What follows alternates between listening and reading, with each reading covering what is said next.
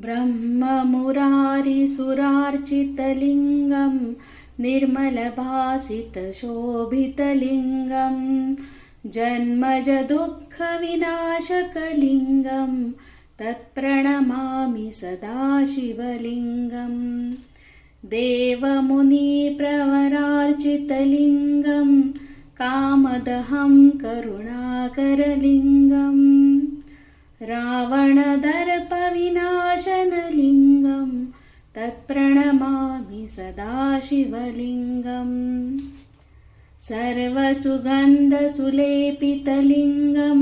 बुद्धिविवर्धनकारणलिङ्गम् सिद्धसुरासुरवन्दितलिङ्गं तत्प्रणमामि सदा शिवलिङ्गम् कनकमहामणिभूषितलिङ्गं फणिपतिवेष्टितशोभितलिङ्गं तक्षसुयज्ञविनाशनलिङ्गं तत्प्रणमामि सदा शिवलिङ्गम् कुङ्कुमचन्दनलेपितलिङ्गं पङ्कजहारसुशोभितलिङ्गम् सञ्चितपापविनाशनलिङ्गं तत्प्रणमामि सदा शिवलिङ्गम्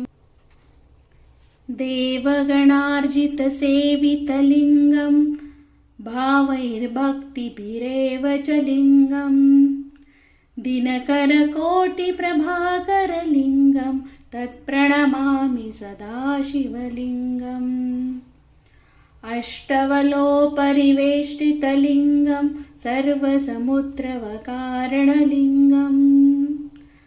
अष्टदरिद्रविनाशनलिङ्गं तत्प्रणमामि सदा शिवलिङ्गम् सुरगुरुसुरवरपूजितलिङ्गं सुरवनपुष्पसदार्चितलिङ्गं परमपदं परमात्मकलिङ्गं तत्प्रणमामि सदा शिवलिङ्गम् लिङ्गाष्टकमिदं पुण्यं यः पठेत् शिवसन्निधौ शिवलोकं वाप्नोति शिवेन सह मोदते।